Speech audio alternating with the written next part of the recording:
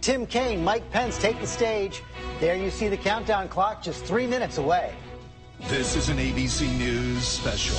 When it comes to fighting for their candidates, they don't pull any punches. Mike Pence. Hillary Clinton promises more of the same.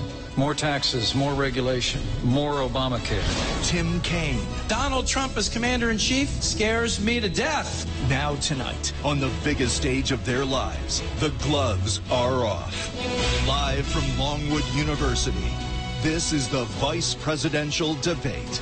Now reporting, George Stephanopoulos. Good evening and welcome to the next pivotal moment in this tumultuous race for president. There is the stage at Longwood University, Farmville, Virginia, where the candidates for vice president will face off in their first and only debate, giving all of you your best chance yet to take the measure of those men and the candidates who chose them. It's been 8 days now since that first clash between Hillary Clinton and Donald Trump, and a new battery of polls show a solid bounce for Hillary Clinton. Her national lead is rising, the battleground states moving her way. John Carl in the hall tonight. And John, Clinton's momentum fueled by that debate, Trump's reaction in the days that followed, and that revelation over the weekend that Trump may have paid no federal income tax for nearly 2 decades, that really puts pressure on Mike Pence tonight to stop the bleeding. It sure does, George. These are the two most overshadowed vice presidential candidates of the modern era. When they step out on that stage, they will be meeting each other for the very first time. But the pressure is on Mike Pence. He is the one that needs to change the dynamic. The momentum is with Hillary Clinton. Trump is down, hurt by that last debate, hurt by a week's worth of distractions. It is Mike Pence that is looking to change the dynamic by getting his campaign back on track. Cecilia Vega covers the Clinton campaign for us, also in the hall tonight, and we expect a pretty aggressive Tim Kaine tonight. Exactly, George, and we expect him to come out swinging early on, taking on Mike Pence by taking on Donald Trump, from those 3 a.m. tweets to his comments about women. But perhaps his most important job tonight, to not mess up this wave of momentum that Hillary Clinton has been riding since that last debate. And as we see the candidates coming into the hall earlier this evening, we had Tim Kaine walking in with his mom, Mike Pence there with his wife, Karen. John Carl said it, David Muir. These candidates have been overshadowed by the people at the top of the ticket, so they have another job tonight: introduce themselves to the country. Yeah, in fact, our new poll shows more than 40% of Americans can't even name the vice presidential candidates on each side. 41% couldn't name Mike Pence. 46% couldn't name Tim Kaine. But both of these guys know that. They're meeting each other, as John points out, tonight. They're character witnesses for very unpopular candidates at the top of their tickets. And the big question for Mike Pence, George, of course, is can he prosecute the case against Hillary Clinton that the Trump campaign was hoping Donald Trump would do? One of the questions, Matthew Dowd, are they the future of their parties? Well, I think this is really a pause button in the race, but more importantly, this is an audition for them to be, if they're going to be national players in their own party, regardless of the result. And they know that pressure's on them, as well as the pressure on the two candidates above them on the ballot. A lot of national players in that hall tonight. There's the chairman of the Republican Party, Reince Priebus. The wives there greeting each other. Little graciousness before the debate begins. We're going to have 90 minutes ahead. The debate will be moderated by Elaine Quijano of CBS News. Good evening from Longwood University in Farmville, Virginia, and welcome to the first and only vice presidential debate of 2016, sponsored by the Commission on Presidential Debates. I'm Elaine Quijano, anchor at CBSN and correspondent for CBS News. It's an honor to moderate this debate between Senator Tim Kaine and Governor Mike Pence. Both are longtime public servants who are also proud fathers of sons serving in the U.S. Marines. The campaigns have agreed to the rules of this 90-minute debate. There will be 9 different segments covering domestic and foreign policy issues. Each segment will begin with a question to both candidates, who will each have 2 minutes to answer. Then I'll ask follow-up questions to facilitate a discussion between the candidates. By coin toss, it's been determined that Senator Kaine will be first to answer the opening question. We have an enthusiastic audience tonight. They've agreed to only express that enthusiasm once at the end of the debate, and right now, as we welcome Governor Mike Pence and Senator Tim Kaine. Thank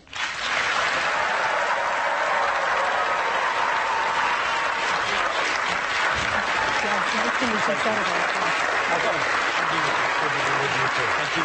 An honor. Nice to meet you. Great to meet you. Thank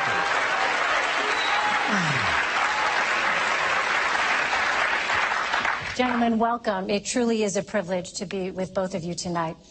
I'd like to start with the topic of presidential leadership. 28 years ago, tomorrow night, Lloyd Bentsen said the vice presidential debate was not about the qualifications for the vice presidency, but about how, if tragedy should occur, the vice president has to step in without any margin for error, without time for preparation, to take over the responsibility for the biggest job in the world.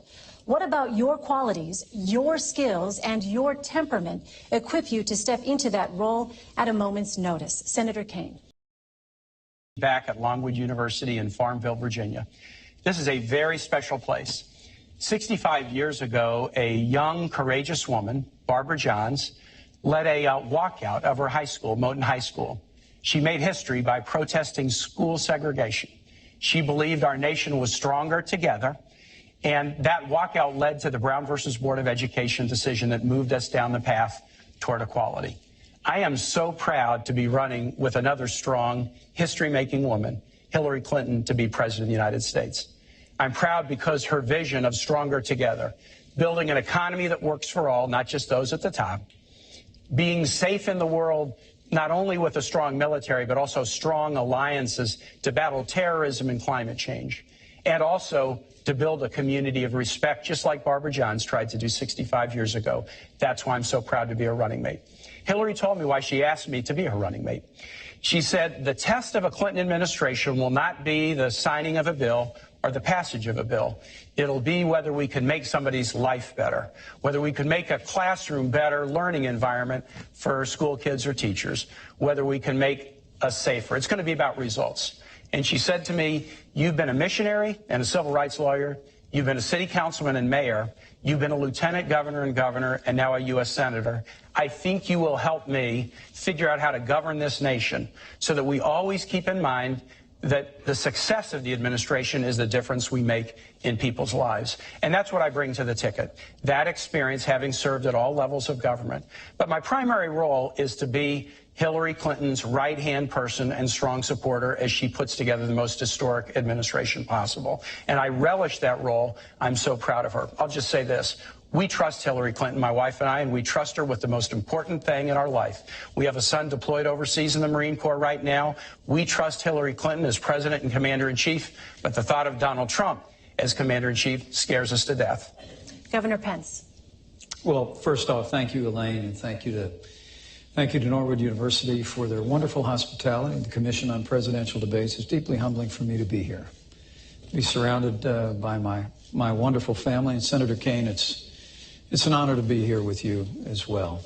And I also want to say thanks to everyone that's looking in tonight, who understands what an enormously important time this is in the life of our nation. For the last 7.5 years, we've seen America's place in the world weakened. We've seen an economy stifled by more taxes, more regulation, a war on coal, and a failing health care reform come to be known as Obamacare. And the American people know that we need to make a change. And so I want to thank all of you for being with us tonight. I also want to thank Donald Trump for making that call and inviting us to be a part of this ticket. I have to tell you, I'm a small town boy from a place not too different from Farmville. I grew up with a cornfield in my backyard. My grandfather had immigrated to this country when he was about my son's age.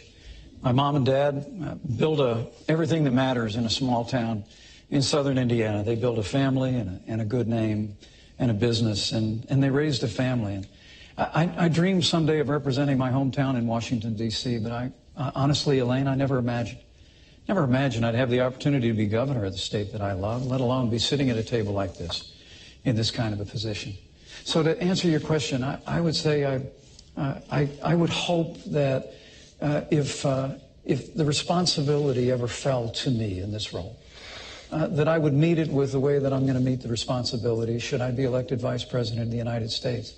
And that's to bring a lifetime of experience, a lifetime growing up in a small town, a lifetime where I've served in the Congress of the United States, where I've led a state that works in the great state of Indiana, and whatever other responsibilities might follow from this. I would hope, and frankly, I would pray to be able to meet that moment with that lifetime of experience. Senator Kaine, on the campaign trail, you praise Secretary Clinton's character, including her commitment to public service. Yet 60% of voters don't think she's trustworthy. Why do so many people distrust her? Is it because they have questions about her emails and the Clinton Foundation? Elaine, let me tell you why I trust Hillary Clinton. Here's what people should look at as they look at a public servant. Do they have a passion in their life that showed up before they were in public life? And have they held on to that passion throughout their life, regardless of whether they were in office or not, succeeding or failing? Hillary Clinton has that passion. From a time as a kid in a Methodist youth group in the suburbs of Chicago, she has been focused on serving others with a special focus on empowering families and kids. As a civil rights lawyer in the South with the Children's Defense Fund, First Lady of Arkansas and this country's Senator, Secretary of State, it's always been about putting others first. And that's a sharp contrast with Donald Trump. Donald Trump always puts himself first. He built a business career in the words of one of his own campaign staffers, off the backs of the little guy. And as a candidate, he started his campaign with a speech where he called Mexicans rapists and criminals, and he has pursued the discredited and really outrageous lie that President Obama wasn't born in the United States. It is so African-American could not be a citizen of the United States, and I can't imagine how Governor Pence can defend the insult-driven, selfish, me-first style of Donald Trump. Governor Pence, let me ask you, you have said Donald Trump is, quote, thoughtful, compassionate, and steady, yet 67% of voters feel he is a risky choice, and 65% feel he does not have the right kind of temperament to be president. Why do so many Americans think Mr. Trump is simply too erratic? Well, let me say first and foremost that Senator, you and Hillary Clinton would know a lot about an insult-driven campaign. It really is remarkable. At a time when literally, in the wake of Hillary Clinton's tenure as Secretary of State, where she was the architect of the Obama administration's foreign policy, we see entire portions of the world, particularly the wider Middle East, literally spinning out of control. I mean, the situation we're watching hour by hour in Syria today is a result of the failed foreign policy and the weak foreign policy that Hillary Clinton helped lead in this administration and create. The newly emboldened the aggression of Russia, whether it was in Ukraine or now their heavy-handed approach. Their heavy-handed approach. You both have said Vladimir Putin is a better we're going to leader get to than Russia in just a moment, but I do want to get back to the question. In the midst, yeah, Elaine, thank you, thank you, Senator. You guys have praised Vladimir Putin as a great leader. How can they defend Senator? We do have that coming up here, but in the meantime, the questions were about your running mates. I must have hit a nerve here Why the because disconnect? At a time of great challenge in the life of this nation, where we've weakened America's place in the world, stifled America's economy, the campaign of Hillary Clinton and Tim Kaine has been an avalanche of insults. Look, to get to your question about trustworthiness, Donald Trump has built a business through hard times and through good times. He's brought an extraordinary business acumen. He's employed tens of thousands of people in this country. And paid few taxes and lost $1 billion a year. But why the disconnect with your running mates? But there's a reason why people question the trustworthiness of Hillary Clinton, and that's because they're paying attention. I mean, the reality is when she was Secretary of State, Senator, come on. She had a Clinton Foundation accepting contributions from foreign governments. You are Donald Trump's apprentice. Let me talk about this Senator, issue I think I'm still on my time. Well, I think, isn't this a discussion? This is our open discussion. Let's talk about the state of the world. Let me interrupt you and finish my sentence if I can. The Clinton Foundation accepted foreign contributions from foreign governments and foreign donors while she was Secretary of State. Okay, now I can weigh in. She had a private server I get to weigh in that now. was discovered to keep that pay-to-play process out of the reach of the public. Governor Pence doesn't think the world's going so well, and he is going to say it's everybody's fault. Do you? Let me tell you this. When Hillary Clinton became Secretary of State, Governor Pence, do you know that Osama bin Laden was alive? Yes. Do you know that we had 175,000 troops deployed in the battlefield in Iraq and Afghanistan? Do you know that Iran was racing toward a nuclear weapon and Russia was expanding its stockpile? Under Secretary Clinton's leadership, she was part of the national team, public safety team, that went after and revived the dormant hunt against bin Laden and wiped him off the face of the earth. She worked to deal with the Russians to reduce their chemical weapons stockpile. She worked a tough negotiation with nations around the world to eliminate the Iranian nuclear weapons program without firing a shot. Eliminate the Iranian nuclear weapons Absolutely, program. without firing a shot. And instead of 175,000 American troops deployed overseas, we now have 15,000. Right, and these are very, very. And Iraq has been overrun by ISIS. Because Hillary Clinton failed to renegotiate. More American troops in Iraq, Hillary Clinton failed to renegotiate a status of forces agreement. No, that is incorrect. And so we removed all of our troops from Iraq, and ISIS was able to be conjured up in that vacuum but I'd like to and overrun vast areas of Iraq. President Bush said we would leave Iraq at the end of 2011. And Elaine, Iraq didn't want our troops to stay, and they wouldn't give us the protection for our troops. And guess what? If a nation where our troops are serving does not want us to stay, we're not going to stay without them being protected. It was a failure of the Secretary of State. If Governor Pence wants to put more troops back in Iraq, there are a lot of people wondering in this country about the economy. Right. Let's turn to the issue of the economy. According to the Nonpartisan Committee for a Responsible Federal Budget, neither of your economic plans will reduce the growing $19 trillion gross national debt. In fact, your plans would add even more to it. Both of you were governors who balanced state budgets. Are you concerned that adding more to the debt could be disastrous for the country? Governor Pence. I think the fact that under this past administration, of which Hillary Clinton was a part, we've almost doubled the national debt, is atrocious. I mean, I'm very proud of the fact that I come from a state that works. The state of Indiana has balanced budgets. We cut taxes. We made record investments in education and in infrastructure. And I still finished my term with $2 billion in the bank. That's a little bit different than when Senator Kaine was governor here in Virginia. He actually tried to raise taxes by about $4 billion. He left his state about $2 billion in the hole. The state of Indiana, we've cut unemployment in half, unemployment doubled when he was governor. But I think he's a very fitting running mate for Hillary Clinton. Because in the wake of a season where American families are struggling in this economy, under the weight of higher taxes and Obamacare and the war on coal and the stifling avalanche of regulation coming out of this administration, Hillary Clinton and Tim Kaine want more of the same. It really is remarkable that they actually are advocating $1 trillion in tax increases, which I get that. You tried to raise taxes here in Virginia and were unsuccessful. But $1 trillion in tax increases, more regulation, more of the same war on coal, and more of Obamacare that now even former President Bill Clinton calls Obamacare a crazy plan. But Hillary Clinton and Tim Kaine want to build on Obamacare. They want to expand it into a single-payer program. And for all the world, Hillary Clinton just thinks Obamacare is a good start. Look, Donald Trump and I have a plan to get this economy moving again. Just the way that it worked in the 1980s, just the way it worked in the 1960s. And that is by lowering taxes across the board for working families, small businesses, and family farms, ending the war on coal that is hurting jobs and hurting this economy, even here in Virginia, repealing Obamacare, lock, stock, and barrel, and repealing all of the executive orders that Barack Obama has signed that are stifling economic growth in this economy. We can get America moving again, put on top of that the kind of trade deals that'll put the American worker first, and you've got a prescription for real growth. And when you get the economy growing, Elaine, that's when you can deal with the national debt. When we get back to 3.5% to 4% growth, with Donald Trump's plan will do, then we're going to have the resources to meet our nation's needs at home and abroad, and we're going to have the ability to bring down the national debt. Senator Kaine. Elaine, on the economy, there's a fundamental choice for the American electorate. Do you want a you're hired president in Hillary Clinton, or do you want a you're fired president in Donald Trump? I think that's not such a hard choice. Hillary and I have a plan that's on the table that's a you're hired plan. 5 components. First thing we do is we invest in manufacturing, infrastructure, and research in the clean energy jobs of tomorrow. Second thing is we invest in our workforce, from pre-K education to great teachers to debt-free college and tuition-free college for families that make less than $125,000 a year.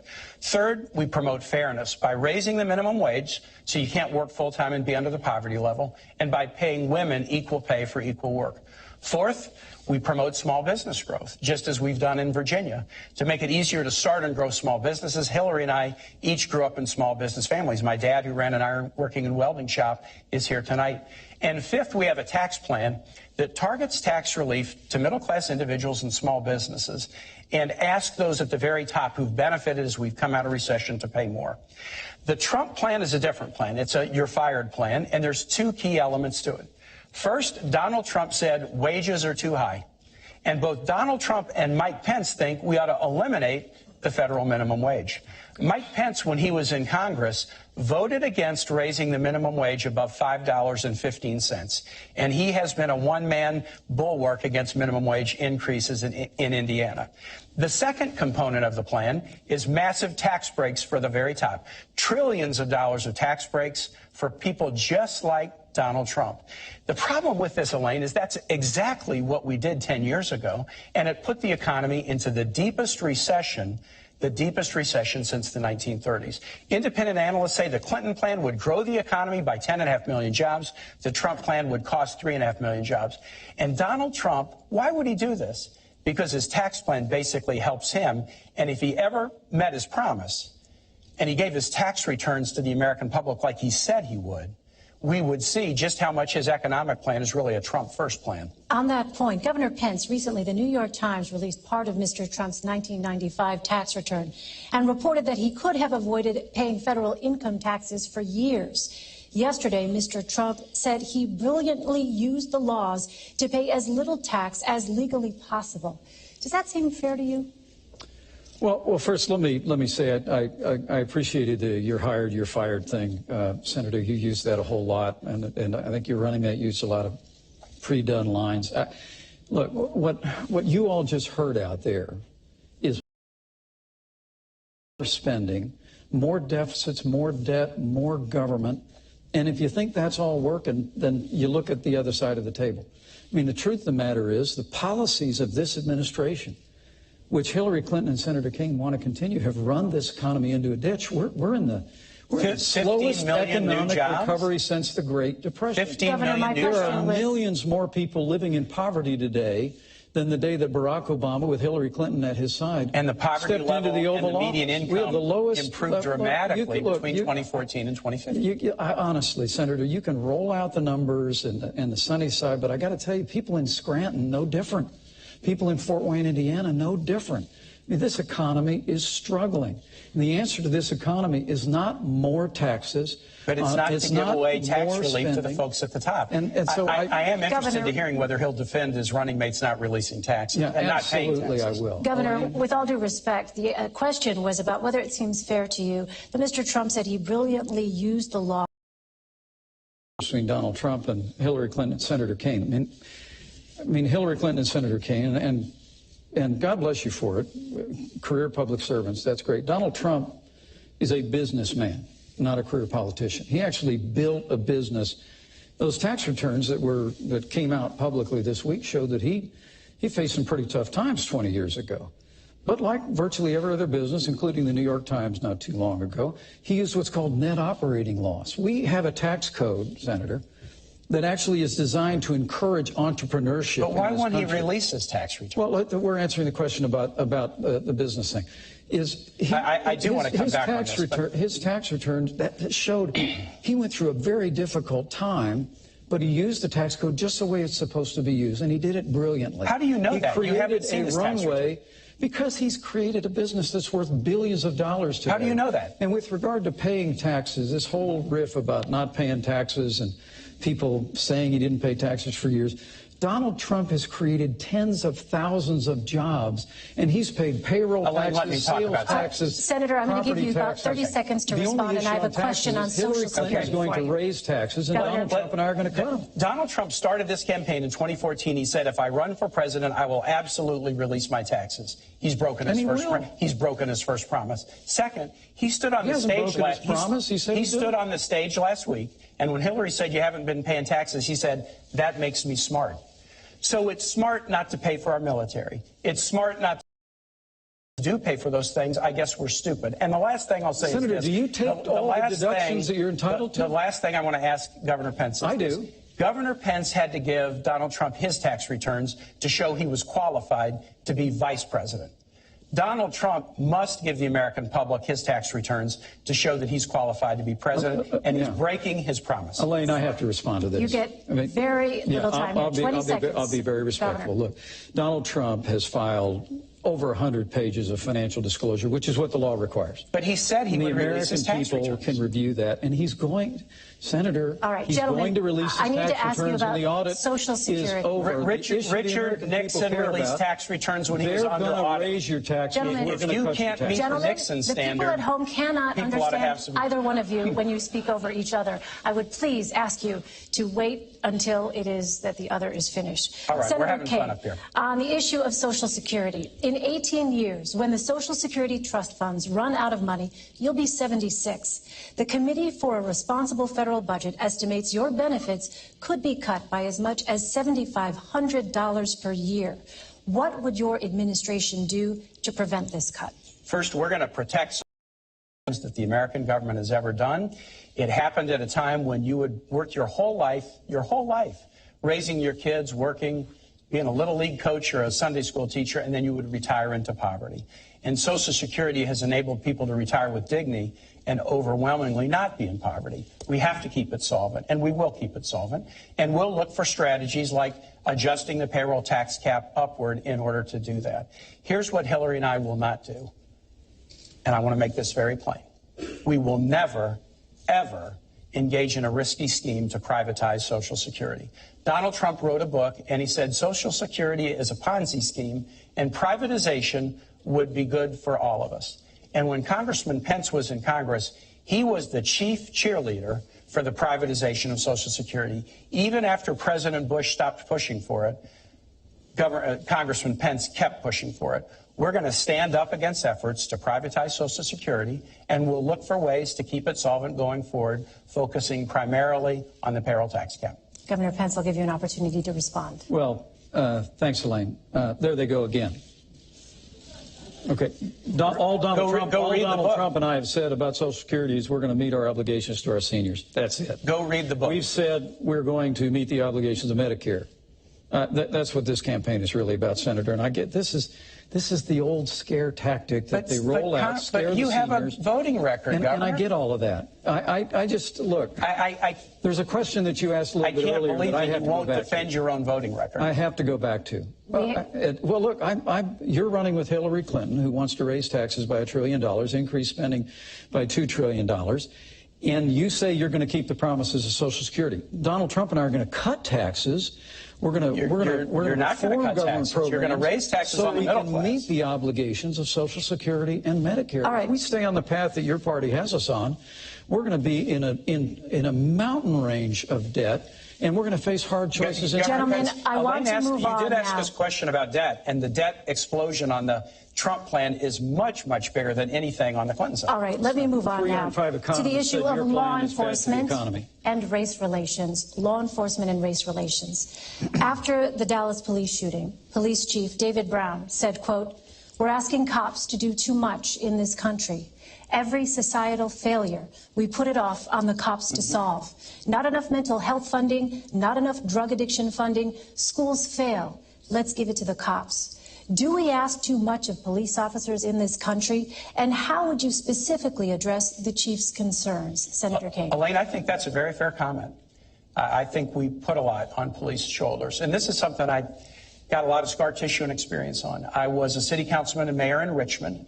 And when I came in, we had one of the highest homicide rates in the United States. We fought very, very hard over the course of my time in local office with our police department, and we reduced our homicide rate nearly in half.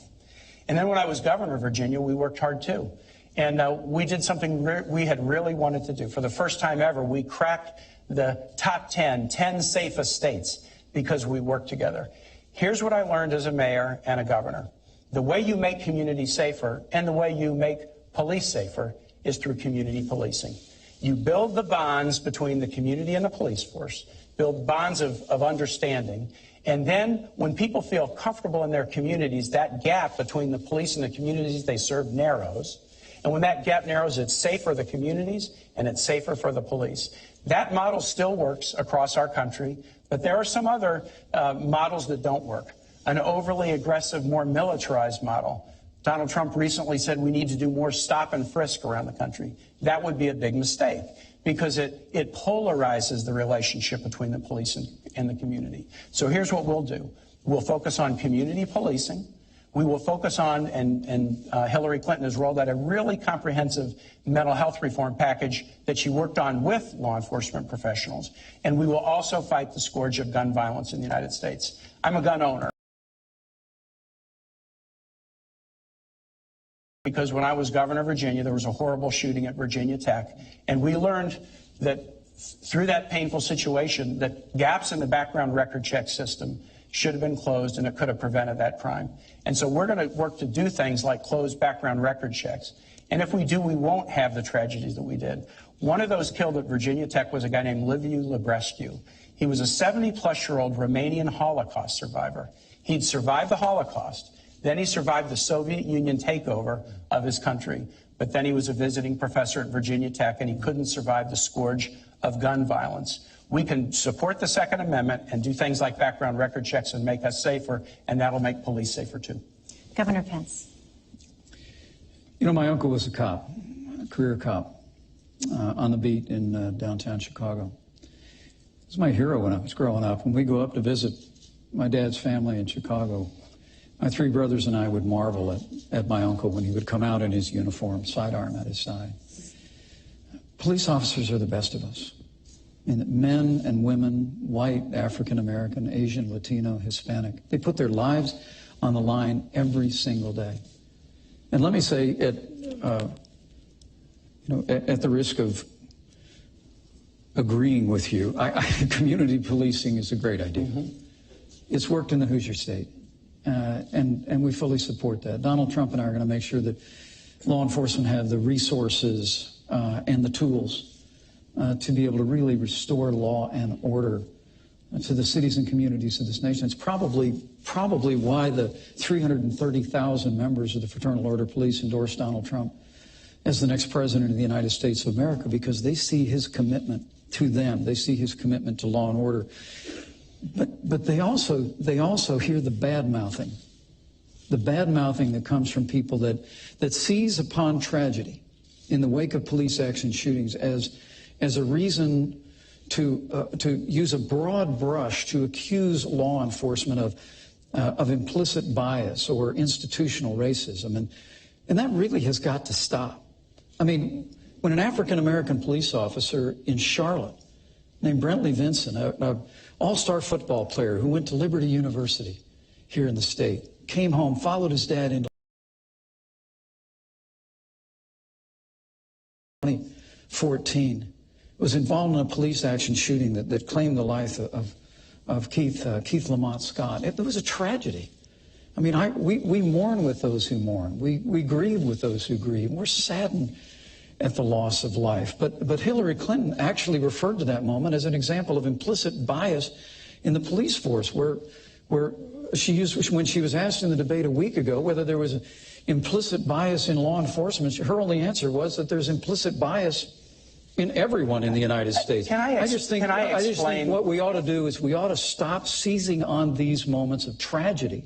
We ought to assure the public that we'll have a full and complete and transparent investigation whenever there's a loss of life because of police action. But Senator, please, enough of this seeking every opportunity to demean law enforcement broadly by making the accusation of implicit bias every time tragedy occurs. Elaine, people shouldn't be afraid to bring up issues of bias in law enforcement. And if you're afraid to have if you're afraid to have the discussion, you'll never solve it. And so here's an example, heartbreaking. We would agree this is a heartbreaking example. The guy Philando Castile, who was killed in St. Paul, he was a worker, a valued worker in a local school.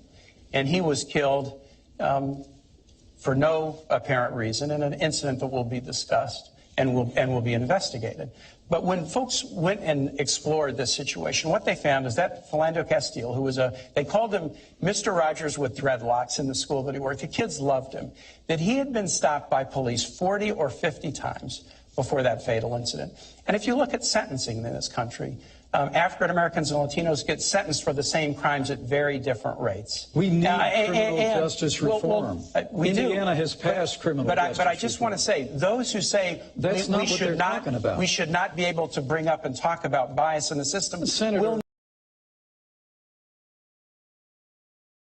shooting involving an African American. Why would Hillary Clinton accuse that African American police officer of implicit I guess I can't believe you are defending the position that there is no bias and it's a topic. Governor Pence, I have a question on that point. I did not make that statement. Your fellow Republican, Governor Pence, Senator Tim Scott, who is African American, recently spoke on the Senate floor. He said he was stopped 7 times by law enforcement in 1 year. A U.S. He Senator. said, I have felt the anger, the frustration, the sadness, and the humiliation that comes with feeling like you're being targeted for nothing more than being just yourself. What would you say to Senator Scott about his experiences? Well, I have the deepest respect for Senator Scott, and he's a close friend. And what I would say is that we need to adopt criminal justice reform nationally. I signed criminal justice reform in the state of Indiana, Senator, and we're very proud of it. I worked when I was in Congress on the Second Chance Act. We have got to do a better job recognizing and correcting the errors in the system that do reflect institutional bias in criminal justice. But what Donald Trump and I are saying is, let's not have the reflex of assuming the worst of men and women in law enforcement. We truly do believe that law enforcement is not a force for racism or division in our country. Scott, Governor? Law enforcement in this country is a force for good. They truly are people that put their lives on the line every single day. But I would suggest to you, what we need to do is assert a stronger leadership at the national level to support law enforcement. You just heard Senator Kaine reject a stop and frisk. Well, I would suggest to you that the families that live in our inner cities that are besieged by crime. Elaine, What would you tell Senator Scott? If I could, Jeff, but I've heard Senator Scott make that eloquent plea. And look, criminal justice is about respecting the law and being respected by the law. So there is a fundamental respect issue here. And I just want to talk about the tone that's set from the top. Donald Trump during his campaign has called Mexicans rapists and criminals. He's called women slobs, pigs, dogs, disgusting. I don't like saying that in front of my wife and my mother. He attacked an Indiana-born federal judge and said he was unqualified to hear a federal lawsuit because his parents were Mexican.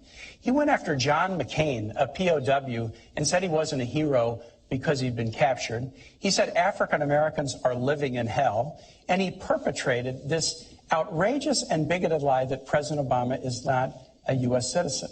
If you want to have a society where people are respected and respect laws, again, I cannot believe that Governor Pence will defend the insult-driven campaign that Donald Trump has run. All right, I want to turn to our next segment now, immigration. Your running mates have both said that undocumented immigrants who have committed violent crimes should be deported. What would you tell the millions of undocumented immigrants who have not committed violent crimes? Governor Pence. Well, Donald Trump's laid out a plan to end illegal immigration once and for all in this country. We've been talking it to death for 20 years. Hillary Clinton and Tim Kaine want to continue the policies of open borders, amnesty, catch and release, sanctuary cities, all the things that are driving wages down in this country, Senator. And also, too often, with criminal aliens in the country, it's bringing heartbreak. But Donald Trump has a plan that he laid out in Arizona that will deal systematically with illegal immigration, beginning with border security. First time in the history of Immigrations and Customs Enforcement, their union actually endorsed Donald Trump as the next president of the United States because they know they need help to enforce the laws of this country. And Donald Trump has laid out a priority to remove criminal aliens, remove people that have overstayed their visas. And once we have accomplished all of that, which will strengthen our economy, strengthen the rule of law in the country, and make our communities safer once the criminal aliens are out, then we'll deal with those that remain. But I have to tell you, I was listening to the avalanche of insults coming out of Senator Kaine a minute ago. These were Donald. He says, hold on a second. It's my time, Senator. It is, in fact, the governor's time. He says, this is your 2 minutes. Thanks, I forgive you. He says ours is an insult-driven campaign. Did you all just hear that? Ours is an insult-driven campaign.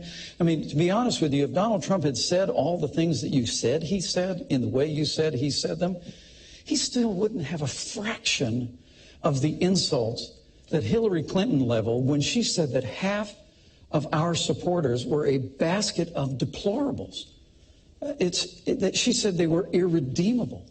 They were not America. I mean, it's extraordinary. And then she laid one after another ism on millions of Americans who believe that we can have a stronger America at home and abroad, who believe we can get this economy moving again, who believe that we can end illegal immigration once and for all. So, Senator, this insult-driven campaign, I mean, that's small potatoes compared to Hillary Clinton calling half of Donald Trump's supporters a basket of deplorables. Hillary Clinton said something on the campaign trail, and the very next day she said, you know what, I shouldn't have said that. She said she shouldn't have said half. Governor, this is Senator Kaine's 2 minutes, please. Yeah, that's right. So now we're even. Yeah.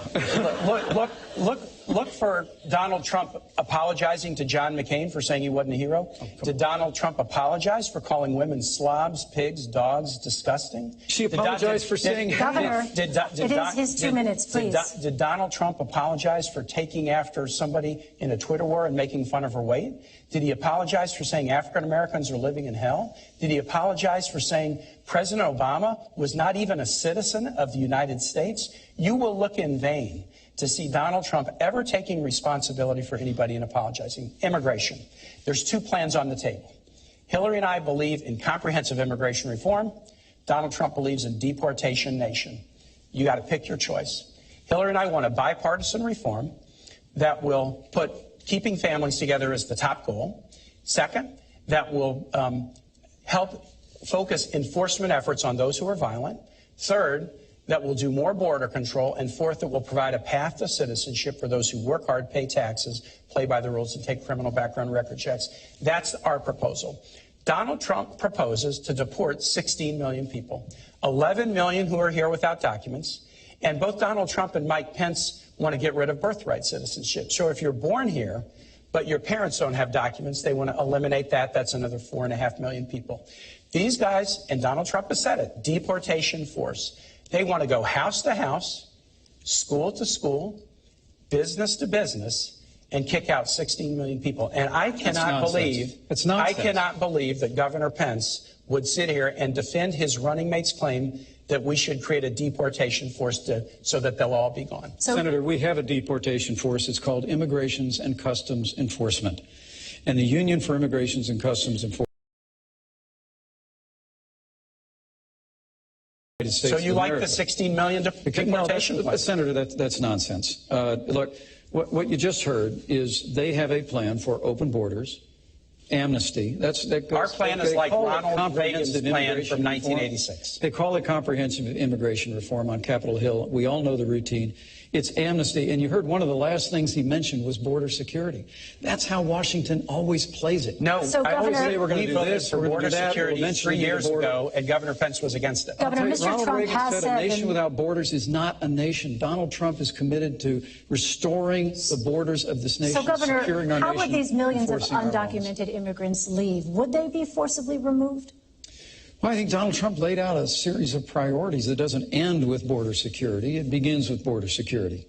And after we secure the border, not only build a wall, but beneath the ground and in the air, we do internal enforcement. But he said the focus has to be on criminal aliens. We just had a conversation about law enforcement. We just had a conversation about the violence that's besetting our cities. The reality is that there's heartbreak and tragedy that has struck American families because people that came into this country illegally are now involved in criminal enterprise and activity, and we don't have the resources or the will to deport them systematically. Donald Trump has said we're going to move those people out, people who've overstayed their visas. We're going to enforce the law of this country. We're going to strengthen immigrations and customs enforcements with more resources and more personnel to be able to do things We're going to reform the immigration system that we have where people can come into this country. That's the order that you should do it. Border security, removing criminal aliens, upholding the law, and then, Senator, I'll work with you when you go back to the Senate. I promise you, we'll work with you to reform the immigration system. I look forward to working together in whatever capacities we serve in, but I just want to make it very, very clear that he's trying to fuzz up what Donald Trump has said. When Donald Trump spoke in Phoenix, he looked the audience in the eye, and he said, no, we're building the wall, and we're deporting everybody. He said, quote, they will all be gone. They will all be gone. And this is one of these ones where you can just go to the tape on it and see what Donald Trump has said. And to add to it, we are a nation of immigrants. Mike Pence and I both are descended from immigrant families. Some things, maybe weren't said so great about the Irish when they came, but we've done well by absorbing immigrants, and it's made our nation stronger. When Donald Trump says Mexicans are rapists and criminals,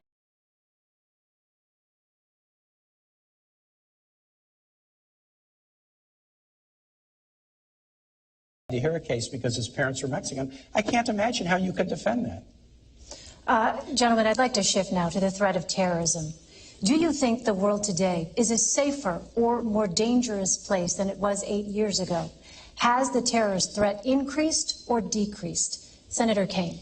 The terrorist threat has decreased in some ways because bin Laden is dead. The terrorist threat has decreased in some ways because an Iranian nuclear weapons program has been stopped. The terrorist threat to United States troops has been decreased in some ways because there's not 175,000 in a dangerous part of the world. There's only 15,000, but there are other parts of the world that are challenging. Let me tell you this. To beat terrorism, there's only one candidate who can do it, and it's Hillary Clinton. Remember, Hillary Clinton was the senator from New York on 9/11. She was there at the World Trade Center when they were still searching for victims and survivors. That seared onto her the need to beat terrorism, and she's got a plan to do it. She was part of the national security team that wiped out bin Laden. Here's her plan to defeat ISIL. First, we got to keep taking out their leaders on the battlefield. She was part of the team that got bin Laden, and she'll lead the team that will get Abu Bakr al-Baghdadi, the head of ISIS. Second, we got to disrupt financing networks. Third, disrupt their ability to recruit on the internet in their safe havens. But fourth, we also have to work with allies to share and surge intelligence. That's the Hillary Clinton plan. She's got the experience to do it. Donald Trump. Donald Trump can't start a Twitter war with Miss Universe without shooting himself in the foot. Donald Trump doesn't have a plan. He said, I have a secret plan. And then he said, I know more than all the generals about ISIL. And then he said, I'm going to call the generals to help me figure out a plan. And finally, he said, I'm going to fire all the generals. He doesn't have a plan. But he does have dangerous ideas. Here's four. He trash talks the military. The military is a disaster. John McCain's no hero. The generals need all to be fired, and I know more than them. He wants to tear up alliances. NATO is obsolete and will only work together with Israel if they pay big league. Third, he loves dictators. He's got kind of a personal Mount Rushmore. Vladimir Putin, Kim Jong-un, Muammar Gaddafi, and Saddam Hussein. And last and most dangerously, Donald Trump believes that the world will be safer if more nations have nuclear weapons. Japan should get them, Korea should get them. And when he was confronted with this and told, wait a minute, terrorists could get those, proliferation could lead to nuclear war, here's what Donald Trump said, and I quote, go ahead, folks, enjoy yourselves. I'd love to hear Governor Pence tell me what's so enjoyable or comical about nuclear war. Governor Pence. Did you work on that one a long time? Because that had a lot of really creative lines in it. Well, I'm going to see if you can defend any of it. Look, I can defend. I can make it very clear to the American people. After traveling millions of miles as our Secretary of State, after being the architect of the foreign policy of this administration, America is less safe today than it was the day that Barack Obama became president of the United States. It's absolutely inarguable. We've weakened America's place in the world. It's been a combination of factors, but mostly it's been a lack of leadership. I mean, I will give you, and I was in Washington, D.C. on 9/11. I saw the clouds of smoke rise from the Pentagon. I was in Virginia, where the Pentagon's. I know you were. Mm-hmm. We all lived through that day as a nation. It was heartbreaking.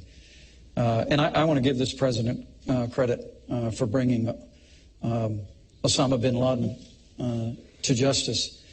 But the truth is, Osama bin Laden led al-Qaeda. Our primary threat today is ISIS.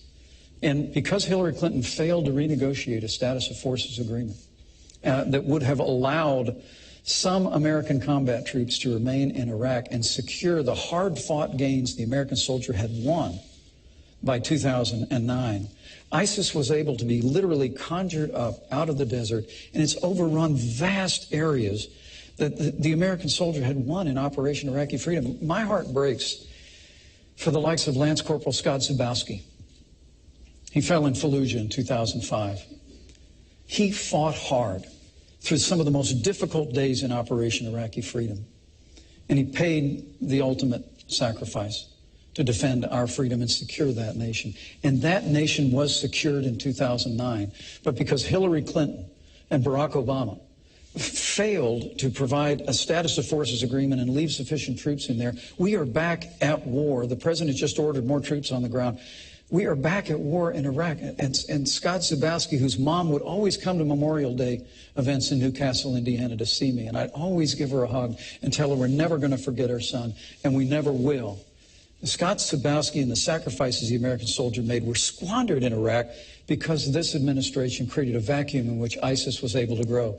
And a reference to the Iranian deal that Hillary Clinton initiated, $150 billion stopping a to the nuclear radical weapons mullahs program in without Iran. firing a shot. You didn't stop the nuclear weapons program. Yes, we did. Even the Israeli military says it stopped. Guaranteed that Iran will someday become a nuclear power because there's no limitations once the period of time of the treaty comes off. Governor Pence, Mr. Trump has proposed extreme vetting of immigrants from parts of the world that export terrorism.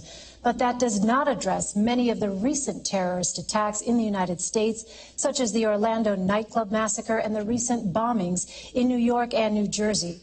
Those were homegrown, committed by U.S. citizens and legal residents. What specific tools would you use to prevent those kinds of attacks? Well, I think it's a great question, Elaine. But it really does begin with us reforming our immigration system and putting the interests, particularly the safety and security of the American people first.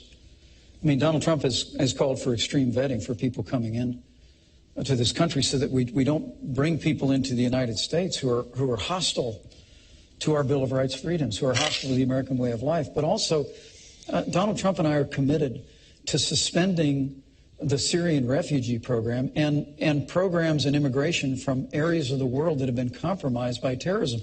Hillary Clinton and Tim Kaine want to increase the Syrian refugee program by 500. Elaine, I want to tell you about our plan. Homegrown. Yeah. And so, but first, let's make sure we're putting the safety and security of the American people first instead of Hillary Clinton expanding the Syrian or refugee instead of program. you violating the Constitution by blocking people based on their national origin rather than whether they're dangerous. That's absolutely false. That's what the Seventh Circuit decided. Here's the difference. The Seventh Circuit. We have different views on refugee issues and on immigration. Hillary and I want to do enforcement based on, are people dangerous? These guys say all Mexicans are bad. And with respect to refugees, we want to keep people out if they're dangerous. Donald Trump said keep them out if they're Muslim. Mike Pence put a program in place to keep them out if they're from Syria. And yesterday, an appellate court with 3 Republican judges struck down the Pence plan and said it was discriminatory. And those judges, we should focus upon danger, not upon discrimination. Elaine, to your point, those judges said it was because there wasn't any evidence yet that ISIS had infiltrated the United States. Well, Germany just arrested 3 Syrian refugees. Well, I know connected to ISIS, but they told you there's a right way and a wrong way to do it. But look, if you're going to be critical of me on that, that's fair game. I will tell you, after 2 Syrian refugees were involved in the attack in Paris that is called Paris's 9/11. As governor of the state of Indiana, I have no higher priority than the safety and security of the people of my state. But Governor so you Pence, bet I suspended that program. But Governor Pence, and I stand by that decision. And if I'm vice president of the United States or Donald Trump is president, we're going to put the safety and security of the American people first. Can we just be clear? Hillary and I will do immigration enforcement, and we'll vet refugees based on whether they're dangerous or not. We won't do it based on discriminating against you from the country you come from or the religion that you practice. But the problem with that is completely antithetical to the Jeffersonian values of equality. Elaine, the director of the FBI or Homeland Security said, we can't know for certain who these people are coming from Syria. We can. And when we don't let them know, we don't let them in. So the when FBI, we don't know who they are, we don't let them in. The FBI and Homeland Security said, we can't know for certain. You've got to err on the side of the safety and security of the American people, Senator.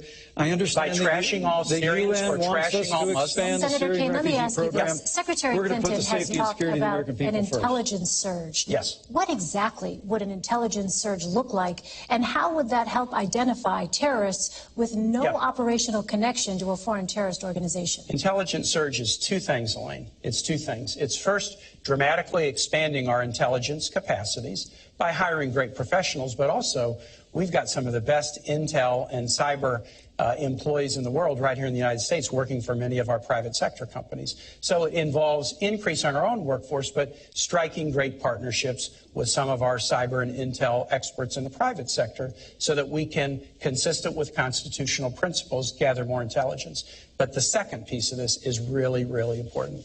It also means creating stronger alliances, because you gather intelligence and then you share your intelligence back and forth with allies.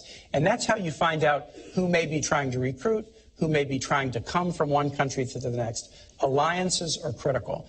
That's why Donald Trump's claim that he wants to, that NATO is obsolete and that we need to get rid of NATO is so dangerous. That's not his plan. Well, he said NATO is obsolete. And look, if you push aside your alliances, who are you going to share intelligence with? Hillary Clinton is the Secretary of State who knows how to build alliances. She built the sanctions regime around the world that stopped the Iranian nuclear weapons program. And that's what an intelligence surge means.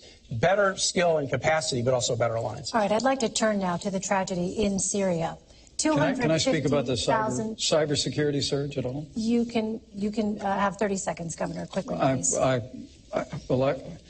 First, Donald Trump just spoke about this issue this week. We have got to bring together the best resources of this country to understand that that cyber warfare is the new warfare of the asymmetrical enemies that we face in this country. And I look forward, if I'm privileged to be in this role, of working with you in the Senate to make sure that we resource that effort. We will work together in whatever roles we inhabit. We have an intelligence serve. But I will also tell you that it's important in this moment to remember that Hillary Clinton had a private server in her home that had classified information on it about drone strikes. Emails from the President of the United States of America were on there. Her private server was subject to being hacked by foreign powers. I'd like to ask you about Syria, we could put cybersecurity first if we just make sure the next Secretary of State doesn't have a private server. A full investigation concluded that not one reasonable prosecutor would take any additional step. You don't get to decide the rights and wrongs of this. We have a justice system that does that. And a Republican FBI director did an investigation and concluded. All right, we are moving on now. Senator, if your son or my son handled classified information the way Hillary Clinton did, they'd be court-martialed. That is absolutely false, and you know absolutely that. And you know true. That, Governor. It's absolutely true. Because the FBI did an investigation. Gentlemen.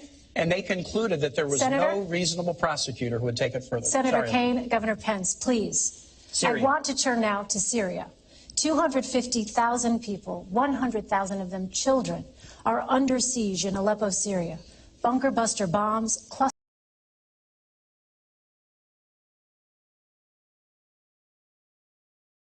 The U.S. have a responsibility to protect civilians and prevent mass casualties on this scale. Governor Pence. The United States of America needs to begin to exercise strong leadership to protect the vulnerable citizens and over 100,000 children in Aleppo. Hillary Clinton's top priority when she became Secretary of State was the Russian reset. The Russian reset. After the Russian reset, the Russians invaded Ukraine and took over Crimea. And the small and bullying leader of Russia is now dictating terms to the United States to the point where all the United States of America, the greatest nation on earth, just withdraws from talks about a ceasefire while Vladimir Putin puts a missile defense system in Syria, while he marshals the forces and begins. Look, we have got to begin to lean into this with strong broad-shouldered American leadership. It begins by rebuilding our military. I mean, the Russians and the Chinese have been making enormous investments in the military. We have the smallest Navy since 1916. We have the lowest number of troops since the end of the Second World War. We've got to work with the Congress and Donald Trump will to rebuild our military and project American strength in the world. But about Aleppo and about Syria, I truly do believe that what America ought to do right now is to immediately establish safe zones so that families and vulnerable families with children can move out of those areas, work with our Arab partners real time right now to make that happen. And secondly, I just have to tell you that the provocations by Russia need to be met with American strength. And if Russia chooses to be involved and continue, I should say, to be involved in this barbaric attack on civilians in Aleppo, the United States of America should be prepared to use military force to strike military targets of the Assad regime, to prevent them from this humanitarian crisis that is taking place in Aleppo. There's a broad range of other things that we ought to do as well. We ought to deploy a missile defense shield to the Czech Republic and Poland, which Hillary Clinton and Barack Obama pulled back on out of not wanting to offend the Russians back in 2009. We've just got to have American strength on the world stage. When Donald Trump becomes president of the United States, the Russians and other countries in the world will know they're dealing with a strong American president. Senator Hillary and I also agree that the establishment of a humanitarian zone in northern Syria with the provision of international human aid consistent with the UN Security Council resolution that was passed in February 2014 would be a very, very good idea. And Hillary also has the ability to stand up to Russia in a way that this ticket does not. Donald Trump again and again has praised Vladimir Putin, and it's clear that he has business dealings with Russian oligarchs who are very connected to Putin. The Trump campaign management team had to be fired a month or so ago because of those shadowy connections with pro-Putin forces. Governor Pence made the odd claim. He said, inarguably, Vladimir Putin is a better leader than President Obama. Vladimir Putin's run his economy into the ground. He persecutes LGBT folks and journalists. If you don't know the difference between dictatorship and leadership, then you got to go back to a 5th grade civics class. I tell you what offends me. Governor Pence just said that Donald Trump will rebuild the military. No, he won't. Donald Trump is avoiding paying taxes. The New York Times story, and we need to get this, but the New York Times story suggested that he probably didn't pay taxes for about 18 years starting in 1995. Those years included the years of 9/11. So get this. On 9/11, Hillary Clinton and Donald Trump's hometown was attacked by the worst terrorist attack in the history of the United States. Young men and women signed up to serve in the military to fight terrorism. Hillary Clinton went to Washington to get funds to rebuild her city and protect first responders, but Donald Trump was fighting a very different fight. It was a fight to avoid paying taxes so that he wouldn't support the fight against terror. He wouldn't support troops. He wouldn't support. This is important, Elaine. When a guy running for president will not support the troops, not support veterans, not support teachers, that's really important. And I said about Aleppo, we do agree. The notion is we have to create a humanitarian zone in northern Syria. It's very important. Governor Pence, you had mentioned no-fly zone. Where would you propose setting up a safe zone specifically? How would you keep it safe? Well, first and foremost, Donald Trump supports our troops. Donald Trump supports our veterans. He won't pay taxes. Donald Trump has paid all the taxes that he's... Do you not take deductions? Gentlemen, this How does that work? about Syria. I'd like to... But it is about our troops. Senator, honestly, it is about our troops. I understand why you want to change it. I understand why you want to change the subject. I understand why you want to change the subject. And let me be very clear on this Russian thing. The larger question here on Do you think Donald Trump is smart to not pay taxes? What we're dealing with is there's an old proverb that says the Russian bear never dies, it just hibernates. And the truth of the matter is the weak and feckless foreign policy of Hillary Clinton and Barack Obama has awakened an aggression in Russia that first appeared a few years ago with their move in Georgia. Now their move into Crimea. Now their move into the wider Middle East. And all the while, all we do is fold our arms and say we're not having talks anymore. To answer your question, we just need American strength. We need to marshal the resources of our allies in the region, and in the immediate, we need to act now to get people out of harm's way. And exactly how would those safe zones work? How would they remain safe? The safe zones would have to be, as the senator said, there's already a framework for this that's been recognized by the international community. But the United States of America needs to be prepared to work with our allies in the region to create a route for safe passage, and then to protect people in those areas, including with a no-fly zone. But look, this is very tough stuff. I served on the Foreign Affairs Committee for a decade. I traveled in and out of that region for 10 years. I saw what the American soldier won in Operation Iraqi Freedom, and to see the weak and feckless leadership that Hillary Clinton was the architect of in the foreign policy of the Obama administration. Let me come back and talk deeply about, troubling to me. That will all let me change talk about the day the Donald things Trump that Governor becomes Pence president of the doesn't want United to States. acknowledge, Elaine. He doesn't want to acknowledge that we stopped the Iranian nuclear weapons program. He doesn't want to acknowledge that Hillary was part of the team that got bin Laden. He doesn't want to acknowledge that it's a good thing, not a bad thing. That it's a good thing, not a bad thing, that we're down from 175,000 troops deployed overseas to 15,000. But let me tell you what will really make the Middle East dangerous. Donald Trump's idea that more nations should get nuclear weapons. Saudi Arabia, Japan, South Korea. Ronald Reagan said something really interesting about nuclear proliferation back in the 1980s. He said the problem with nuclear proliferation is that some fool or maniac could trigger a catastrophic event. And I think that's who Governor Pence's running mate is, exactly who President Reagan warned us about. Senator, that was even beneath you and Hillary Clinton, and that's pretty low. But do you think we should have more nuclear weapons in the world will make us safer? Senator, Ronald Reagan also said nuclear war should never be fought because it can never be won.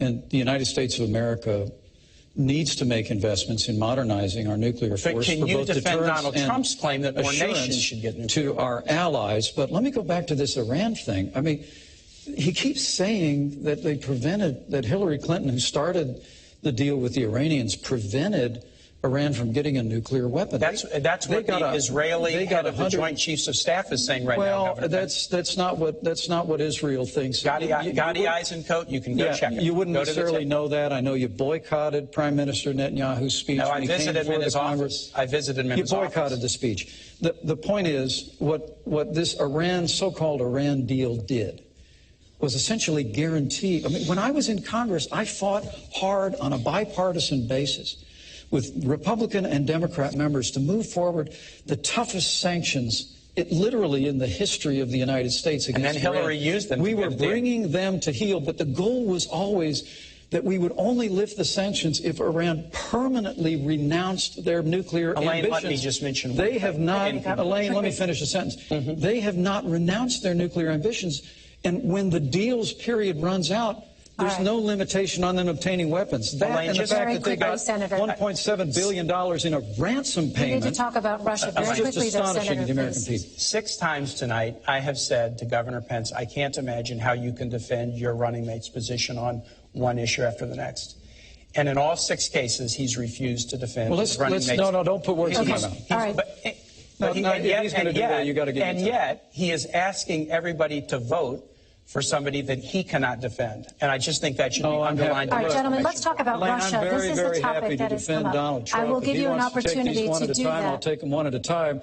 More nations should get nuclear weapons. Don't try to defend that. Well, he never said that, all right. Senator. And he has absolutely said it. Saudi Arabia, South Korea, Japan. Gentlemen, Russia. Russian President Vladimir Putin invaded Ukraine, annexed Crimea, and has provided crucial military support to the Assad regime. What steps, if any, would your administration take to counter these actions, Senator Kaine? You got to be tough on Russia. So let's start with not praising Vladimir Putin as a great leader.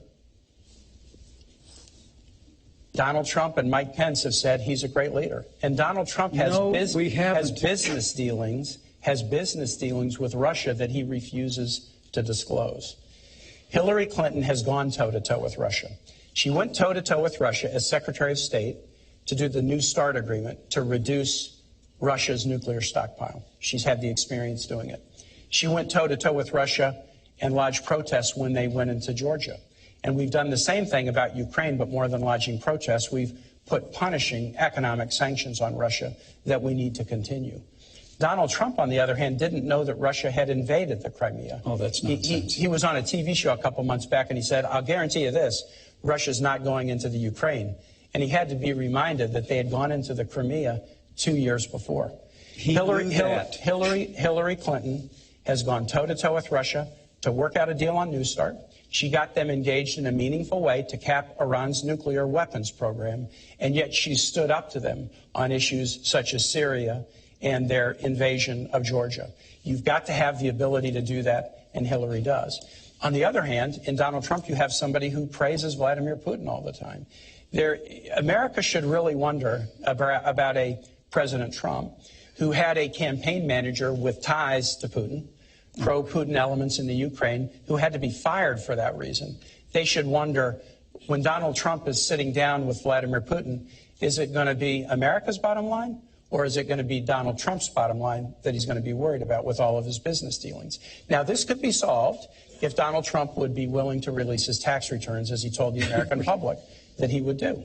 And I know he's laughing at this, but every president... What's it got to do with Russia? Every president since Richard Nixon has done it, and Donald Trump has said, I'm doing business with Russia. The only way the American public will see whether he has a conflict of interest... No, he hasn't said that. Senator, has, time is up. Governor.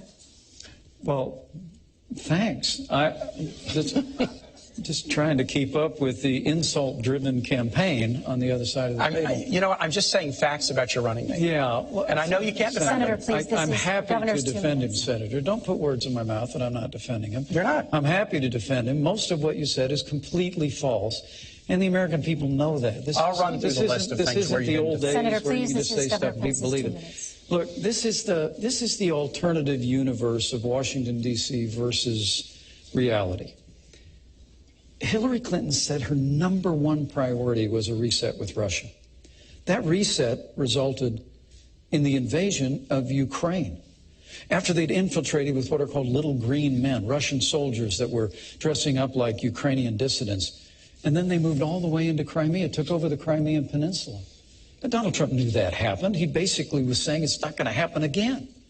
The truth of the matter is that what you have in the rise of aggressive Russia, which has had increased its influence in Iran, that now because of this deal is on a pathway in the future to obtain a nuclear. The leading state sponsor of terror in the world, in Iran, now has a closer working relationship with Russia because of Hillary Clinton and Barack Obama's foreign policy.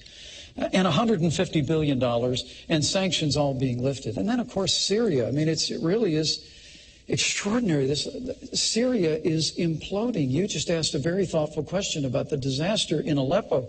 ISIS is headquartered in Raqqa. ISIS from Raqqa has overrun vast areas that at great sacrifice the American soldier won in Operation Iraqi Freedom. And yet, Senator Kaine still sits here, loyal soldier. I get all that. It's saying that the foreign policy of Hillary Clinton and Barack Obama somehow made the world more secure. I mean, it really is astonishing that on the day that Iran released 4 American hostages, we delivered $400 million in cash as a ransom payment for Americans held by the radical mullahs in Tehran. Governor, just today, Mr. Trump said, quote, Putin has no respect for Hillary Clinton and no respect for Obama. Why do you think he'll respect a Trump-Pence administration? Strength. Plain and simple. Business. Donald Trump, that's nonsense. Donald Trump Donald Trump's son leader says who is that the going Trump to lead with American Please, strength. Senator, I'll give you a chance to respond. We're going to rebuild our military. And let me say this whole Putin thing. Look, America is stronger than Russia. Our economy is 16 times larger than the Russian economy. America's political system is superior to the crony, corrupt capitalist system in Russia in every way. When Donald Trump and I observe that, as I've said, in Syria, in Iran, in Ukraine, that the small and bullying leader of Russia has been stronger on the world stage than this administration, that's stating painful facts. That's not an endorsement of Vladimir Putin. That's an indictment of the weak and feckless leadership of Hillary Clinton and Barack Obama. Well, this is one where we can just kind of go to the tape on it. But Governor Pence said, inarguably, Vladimir Putin is a better leader than President Obama. That is absolutely inaccurate. And I just think a guy I said he's been stronger on the world stage. No, you said leader. And I'll just say this, Governor. You just said better. If you mistake leadership for dictatorship and you can't tell the difference, a country that's running its economy. Yeah, here we go. This is the grade school thing again. Right. If you can't tell the difference, you shouldn't be commander-in-chief. Yeah. And with Donald Trump's sons say that they have all these business dealings with Russia. Those could be disclosed with tax returns, but they refuse to do them. Americans need to worry about whether Donald Trump will be watching out for America's bottom line or his own bottom line. Senator Kaine, what went wrong with the Russia reset? Vladimir Putin. Vladimir is a dictator. He's not a leader. Anybody who thinks otherwise doesn't know Russian history and they don't know Vladimir Putin. Hillary Clinton knows exactly who this guy is. John McCain said, I look at his eyes and I see KGB, and Hillary kind of has that same feeling. So how do you deal with them? We do have to deal with Russia in a lot of different ways. There are areas where we can cooperate. So it was Hillary Clinton who worked with Russia on the New START treaty to reduce their nuclear weapons stockpile. It was Hillary Clinton that worked with Russia to get them engaged in a community of nations to stop the Iranian nuclear weapons program without firing a shot. She's not going around praising Vladimir Putin as a great guy, but she knows how to sit down at a table and negotiate tough deals. This is a very challenging part of the world, and we ought to have a commander-in-chief who is prepared and done it, rather than somebody who goes around praising Vladimir Putin as a great leader. All right, I'd like to ask now about North Korea, Iran, and the threat of nuclear weapons. Mm-hmm. North Korea recently conducted its fifth and most powerful nuclear test. Right. What specific steps would you take to prevent North Korea from developing a nuclear-armed missile capable of reaching the United States? Governor Pence. Well, first, we need to make a commitment to rebuild our military, including modernizing our nuclear forces.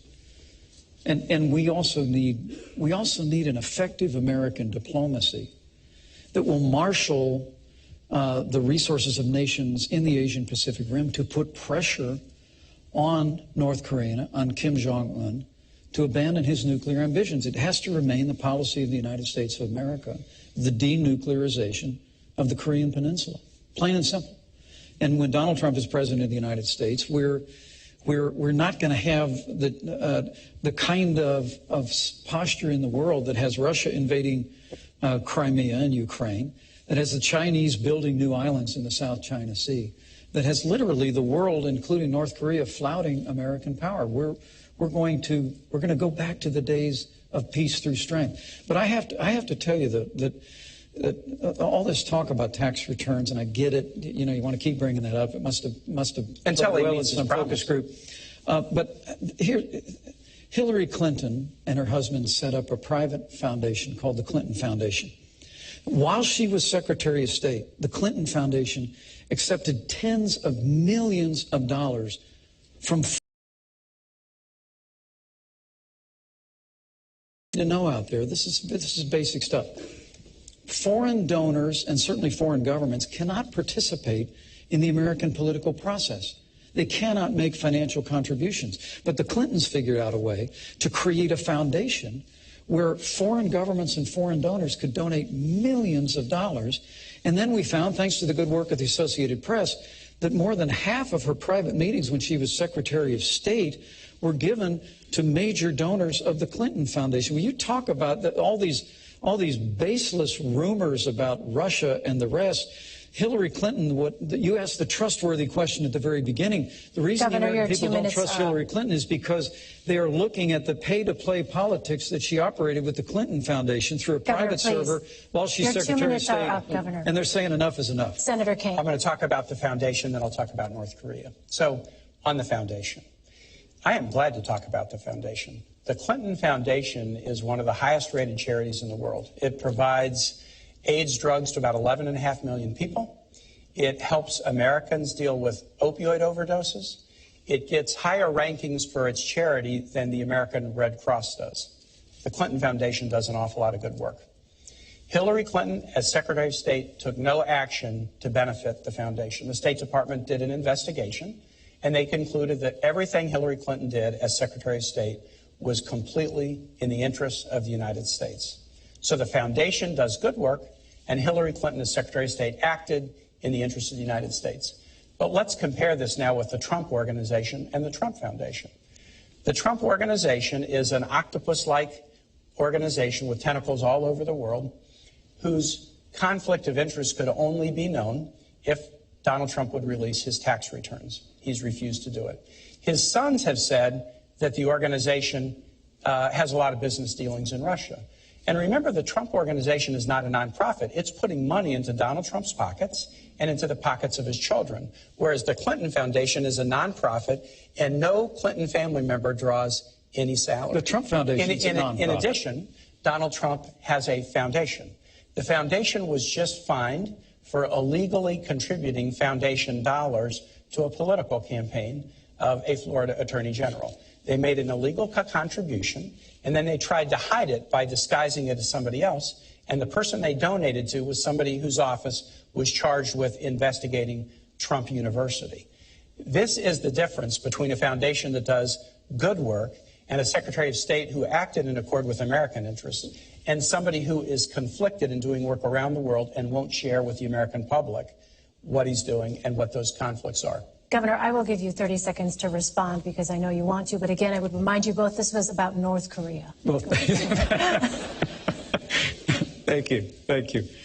The Trump Foundation is a private family foundation. They give virtually every cent in the Trump Foundation to charitable causes. Political less than 10 cents on the dollar in the Clinton Foundation has gone to charitable causes. $20,000 portrait of Donald Trump? Less than 10 cents on the dollar, the Clinton Foundation has gone to charitable causes. 90%. It has been a platform for the Clintons to travel the world, to have staff.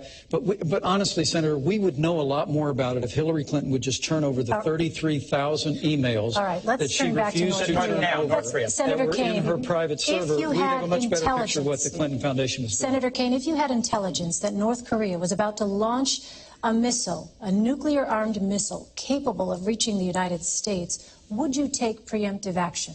If we look, a president should take action to defend the United States against imminent threat. You have to. The president has to do that. Now, exactly what action, you would have to determine what your intelligence was, how certain you were of that intelligence, but you would have to take action. You asked the question about how do we deal with North Korea. I'm on the Foreign Relations Committee. We just did an extensive sanctions package against North Korea. And interestingly enough, Elaine, the UN followed and did virtually the same package. Often China will use their veto in the Security Council to veto a package like that. They're starting to get worried about North Korea, too. Yeah. So they actually supported the sanctions package, even though many of the sanctions are against Chinese firms, Chinese financial institutions. So we're working together with China, and we need to. China is another one of those relationships where it's competitive, it's also challenging, and in times like North Korea, we have to be able to cooperate. Hillary understands that very well. She went once famously to China and stood up at a human rights meeting and looked him in the eye and said, women's rights are human rights. They didn't want her to say that, but she did. But she's also worked on a lot of diplomatic and important diplomatic deals with China, and that's what it's going to take. The thing I would worry a little bit about is that Donald Trump owes about $650 million to banks, including the Bank of China. I'm not sure he could stand up so tough to the people who have loaned him money. All right, I'd like to turn to our next segment now. And in this, I'd like to focus on social issues. You have both been open about the role that faith has played in your lives.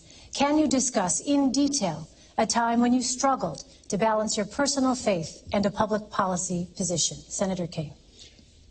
Yeah, that's an easy one for me, Elaine. It's an easy one. I'm really fortunate. I grew up in a wonderful household with great Irish Catholic parents. My mom and dad are sitting right here. I was educated by Jesuits at Rockhurst High School in Kansas City, my 40th reunions in 10 days. And I worked with Jesuit missionaries in Honduras now nearly 35 years ago, and they were the heroes of my life. I try to practice my religion in a very devout way and follow the teachings of my church in my own personal life. But I don't believe in this nation, a First Amendment nation, where we don't raise any religion over the other and we allow people to worship as they please, that the doctrines of any one religion should be mandated for everyone. For me, the hardest struggle in my faith life was the Catholic Church is against the death penalty, and so am I. But I was governor of a state, and the state law said that there was a death penalty for crimes if the jury determined them to be heinous. And so I had to grapple with that. When I was running for governor, I was attacked pretty strongly because of my position on the death penalty. But I looked the voters of Virginia in the eye and said, look, this is my religion. I'm not going to change my religious practice to get one vote. But I know how to take an oath and uphold the law. And if you elect me, I will uphold the law. And I was elected, and I did. It was very, very difficult to allow executions to go forward. But in circumstances where I didn't feel like there was a case for clemency, I told Virginia voters I would uphold the law, and I did. That was a real struggle. But I think it is really, really important that those of us who have deep faith lives don't feel like we could just substitute our own views for everybody else in society, regardless of their views. Governor Pence. Well, it's a wonderful question. And my Christian faith is at the very heart of who I am. I was also raised in a wonderful family of faith. It was church on Sunday morning and grace before dinner. But my Christian faith became real for me when I made a personal decision for Christ when I was a freshman in college. And I've tried to live that out, however imperfectly, every day of my life since. And with my wife at my side, we followed a calling into public service where we've tried to keep faith with the values that we cherish. And with regard to when I struggle, I appreciate and I have a great deal of respect for Senator Kaine's sincere faith. I truly do. That's shared. But for me, I would tell you that for me, the sanctity of life proceeds out of the belief that ancient principle that where God says, before you were formed in the womb, I knew you.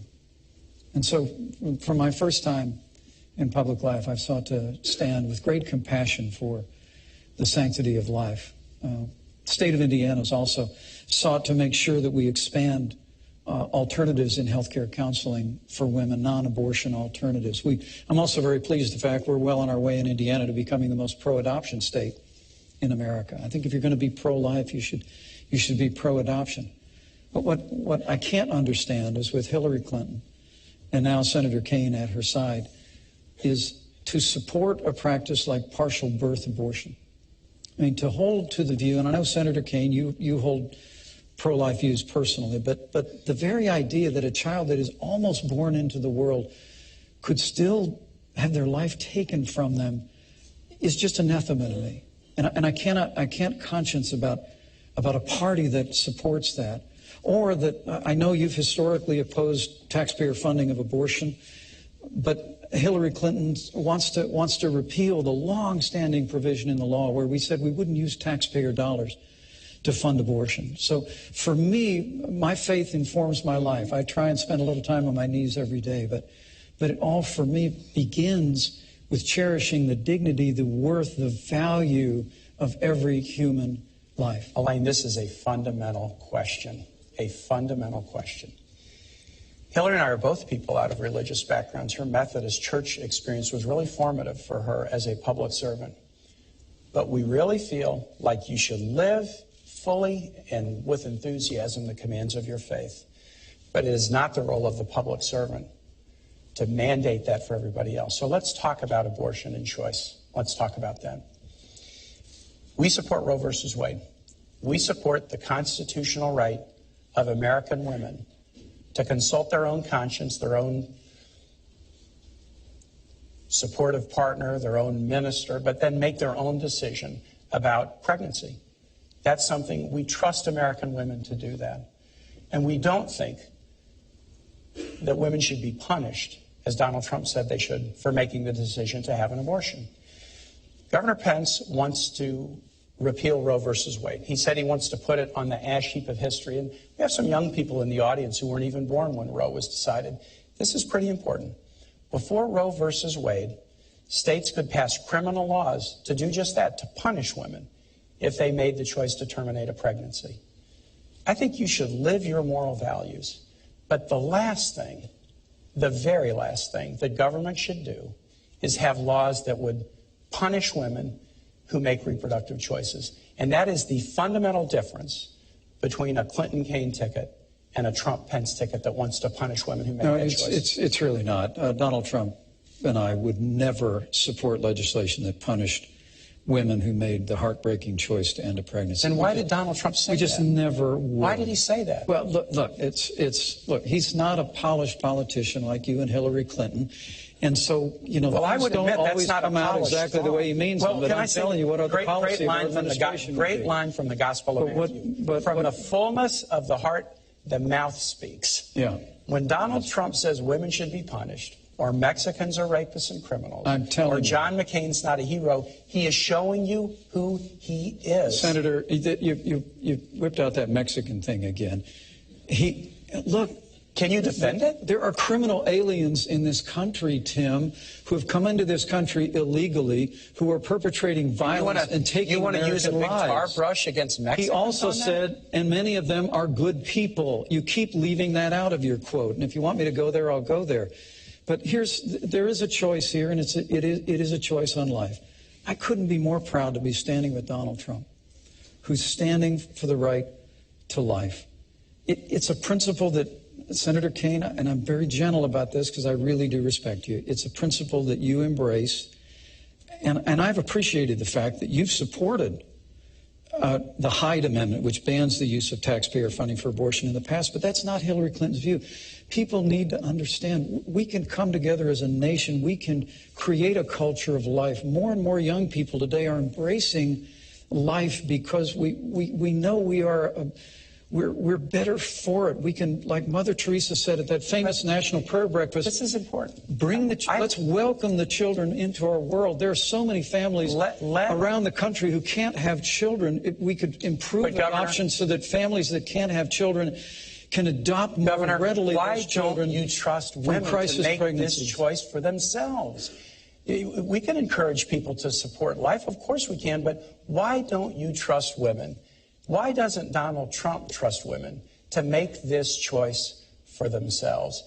That's what we ought to be doing in public life, living our lives of faith or motivation with enthusiasm and excitement, convincing each other, dialoguing with each other about important moral issues of the day. But on fundamental issues of morality, we should let women make their own decisions. Because a society can be judged by how it deals with its most vulnerable, the aged, the infirm, the disabled, and the unborn. I believe it with all my heart, and I couldn't be more proud to be standing with a pro-life candidate in Donald Trump. I do have one final question for you both tonight. It has been a divisive campaign. Senator Kaine, if your ticket wins, what specifically are you going to do to unify the country and reassure the people who voted against you? That's a really important one. That may be the $64,000 question, because it has been a divisive campaign. And again, Hillary's running a campaign about stronger together. And Donald Trump, and this is not directed at this man, except to the extent that he can't defend Donald Trump. Donald Trump has run a campaign that's been about one insult after the next. But we do have to bring the country together. So here's what we'll do. Hillary Clinton was First Lady, then Senator for 8 years and Secretary of State. And I serve in the Senate. And I'm really amazed, Elaine, as I talk to Republican senators, how well they regard and respect Hillary Clinton. She was on the Armed Services Committee. She was on other committees. She worked across the aisle when she was First Lady to get the CHIP program passed so that 8 million low-income kids have health insurance in this country, including 150,000 in Indiana. She worked across the aisle after 9/11 to get health benefits for the first responders who bravely went into the towers and into the Pentagon. She worked to get benefits for TRICARE benefits for National Guard members, including Hoosiers and Virginians in the National Guard. She has a track record of working across the aisle to make things happen. And you know, Elaine, I have the same track record. I was a governor of Virginia with 2 Republican houses. And in the Senate, I have good working relationships across the aisle. Because, yeah, I think it's fine to be a Democrat or Republican or independent, but after Election Day, the goal is work together. And Hillary Clinton has a track record of accomplishment across the aisle that will enable her to do just that when we work with the new Congress in January. Governor, how will you unify the country if you win? Well, thank you, Elaine, and thanks for a great discussion. Absolutely. Tonight. Thank you, Senator. This is a very challenging time in the life of our nation. Weakened America's place in the world after the leadership of Hillary Clinton and Barack Obama on the world stage has been followed by an economy that is truly struggling, stifled by an avalanche of more taxes, more regulation, Obamacare, the war on coal, and the kind of trade deals that have put American workers in the back seat. And I think the best way that we can bring people together is through change in Washington, D.C. You know, I served in Washington, D.C. for 12 years in the Congress of the United States. And I served with many Republicans and Democrats, men and women of goodwill. The potential is there to really change the direction of this country, but it's going to take leadership to do it. The American people want to see our nation standing tall on the world stage again. They want to see us supporting our military, rebuilding our military, commanding the respect of the world, and they want to see the American economy off to the races again. They want to see an American comeback. And Donald Trump's entire career has been about building. It's going through hardship just like a business person does and finding a way through smarts and ingenuity and resilience to fight forward. And when Donald Trump becomes president of the United States, we're going to have a stronger America. When you hear him say he wants to make America great again, when we do that, I truly do believe the American people are going to be standing taller. They're going to see that real change can happen after decades of just talking about it. And when that happens, the American people are going to stand tall, stand together, and we'll have the kind of unity that's been missing for way too long. All right, gentlemen, thank you so much. This concludes the vice presidential debate. My thanks to the candidates, the commission, and to you for watching. Please tune in this Sunday for the second presidential debate at Washington University in St. Louis and the final debate on October 19th at the University of Nevada, Las Vegas. From Farmville, Virginia, I'm Elaine Quijano of CBS News. Good night. And as we see the candidates shake hands right there, Mike Pence and Tim Kaine, after 90 minutes of spirited debate. Shaking hands with the moderator as well, Elaine Quijano. Covered a lot of ground there. And Matthew Dowd, Mike Pence had a line at the end of the debate where he said that Donald Trump is not a polished politician. What you saw on that stage tonight was two polished politicians, two clear politicians.